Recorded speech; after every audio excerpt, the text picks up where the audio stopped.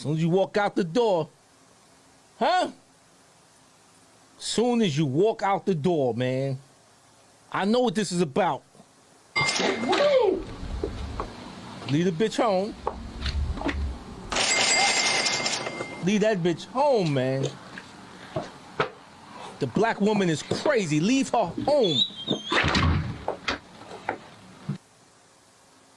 You think you're gonna deceive me, bitch? You crazy. I mean that shit. This is what the black man is going through because he's stupid, he's retarded, and he's under mass hypnosis. He think he's supposed to fund this bitch. She lay on her back and half his babies and she blast them there, and then she joined this white motherfucker and something they call child support, and they ruin this motherfucker's life. What you talking about, sub? What the fuck does my driver's license have to do with child support? They suspend my driver's license. Why would, and get that veil called child support off you? I was one of those dudes for years that said, I'm never gonna pay them crackers. I'm never gonna pay them. I told the judge boldly, I'm not gonna pay you. It took me to get around this age. I just paid this shit not too long ago, man. Gave them all that motherfucking money. I couldn't rent a car. I couldn't rent a car. I couldn't get anything. Pay the child support bullshit. Yeah, it's extortion, but they got you, man. What? You can't rent a car. Gotta get out your mama house. You gotta rent an apartment. If you put it in a bitch name, you know the black bitch gonna put you out when she get mad. That's what the black woman is taught to do. Not the other races, the black woman is taught, well, you can leave. This is my house. That's the first thing they fucking say, whether it's your aunt, your mama, or your girlfriend. If you got the house in the black woman's name, she gonna fuck with you. I know y'all don't like it. It's real. Don't you put your house in that bitch's name, brother. Make sure your name on something. She gonna put your stupid ass out. You hide and you trying to hide from this white man. Put your name on something, brother. See, this bitch gonna put you out. Yeah, all right. You heard it from me, man. Shout out to Patep, Rohatep. Ah, sir. Yes, sir.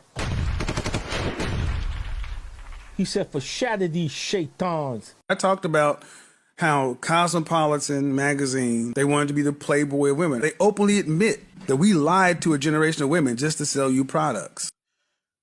How many times have you heard them say things like, you know, hashtag bullet bag? I've seen that so many times. I seen that so many times.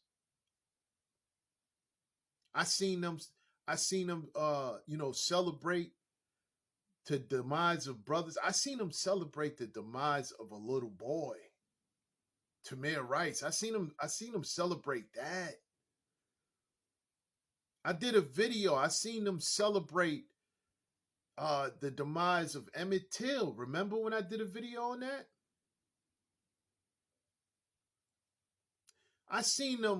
We seen them celebrate the demise of KS, a man that never did anything to them. He never did anything to them. So you want to complain about being marginalized, you know, as a group or ethnic minority, when you do the same thing they do to you, you do it to us. You do it to us. And you get off on it. The same thing that you see them doing to you, you do it to us. And when you see them doing it to us, you co-sign it. So when it's done to you, now you got issues with it? Because you know why they really thought that it was okay? Because they look at themselves and think they can compare to Becky when it comes to Brad. Brad don't care about you. You can try to look like Becky all you want with all that weave in your hair. You could try to look like her all you want. You would never look like her, and you would never be accepted by Brad because you're not her. I'm telling you, black men, they wear those weaves to attract a Brad, not to attract us. We've been said we don't like it. Now they lying saying, oh, they do it because we want it. No. We said we don't want it. You heard us say it plenty of times. You wear it to attract a Brad. The only thing is, Brad don't want no carbon copy. He only use you to go, slinging in the mud. That's what they call it, right? No. So all this, explaining and basically trying to say they're going through it. They chose this. They wanted this, black men. They wanted all of this. They wanted to be next to them. They wanted to be next to them. They wanted to, work side by side with them. They wanted all that. They wanted all that, black men. They wanted all that. So now they got complaints. Now she want to complain about it. Now she want to say it's too much. This is what was happening right after bondage. We told them, you don't have to go out there and work. They said they still wanted to be Becky and Brad's maid. They wanted to nurse Becky and Brad's children. And we said, you don't have to do that. They went and did it and came back with a Miss Ann syndrome. So no, we don't want to hear about your reality being in corporate America. We don't care.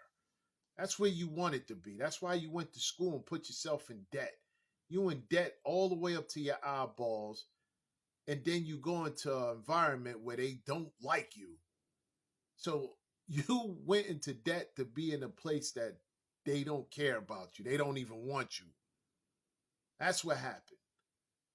So you're about $150,000 in debt and working in an environment that does not want you. But they accept you because they understand they have a workhorse. They can tell you what to do. They can tell you when it needs to be done, and you better have it done by this time. If you don't have it done, they're going to scream on you. You went into debt for that. You went into debt thinking that the further you get away from black men, the higher you go up to the success ladder and be successful. No. The more you go into degradation and being more, deprived of dignity, and the more you end up with, being degenerate. It was black men keeping you straight. Now look at you complaining with Becky's wig on. Ridiculous.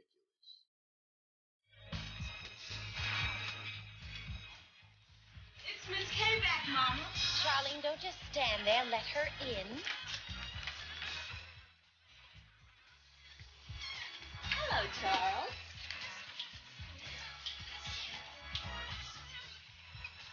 Hello there, Miss K. I'm sorry, I didn't hear the door. Children, would you cut that music down? Just turn it down. Hello, Mrs. Price. Hi. How you been? Oh, grand. Living like a queen. Mrs. Price, have you been working? No. Because if you have, I really have to know. Otherwise, you get into trouble. No, I ain't been working. Mrs. Price, you know I'm your friend, but you have to be honest with me. I ain't been working. Well, I understand a man's been visiting you regularly this past month. You are not supposed to spy on us. I didn't spy on you, Mrs. Price, but someone has. It must be that lady, that bitch across the street. She'll say anything, that bitch. The thing is, Mrs. Price, if something comes out later and I don't know about it, you'll be in all kinds of trouble. So, if you've been seeing this man... Well, what is this? Am I not supposed to see a man? What am I, a damn nun? No, but if you've been sleeping with a man and he's been giving you things, I'm sorry, but I have to know. Do you sleep with a man? Now, that's none of your business. It's none of your business either. You're wrong, Mrs. Price. It is our business. This man may be bringing things into your home which you may not be deducting. Now, you know I have to deduct you on those things. What things? What things, damn it? You have a man come over for dinner, he brings you a bottle of wine. I have a man come over for dinner, he brings me a damn six-pack. Oh, there are two left, Miss Kayback. Would you like a beer? I'm sorry, Mrs. Price. I'm sorry, too. I figured it out. It comes to about $1.35. If he brings my kid some soda, that's about 80 cents. Now, with quick figuring, that comes to about $2.15, Miss Kayback. That's plus tax. You mean to tell me that's all he gives you, $2.15? How much do you get?